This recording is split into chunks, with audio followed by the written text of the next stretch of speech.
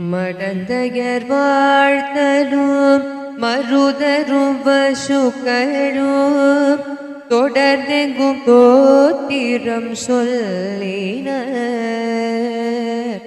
மடந்தையர் வாழ்த்தலும் மருதரும் வசுக்களும் தொடர்ந்தெங்கும் தோத்திரம் சொல்லினர்.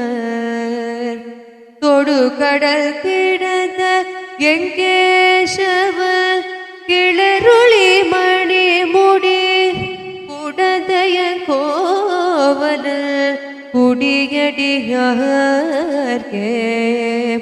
தொடுகடல் கிடந்த எங்கேசவன் கிளருளி மணி முடி குடந்தைய கோவல குடியடியார்கே.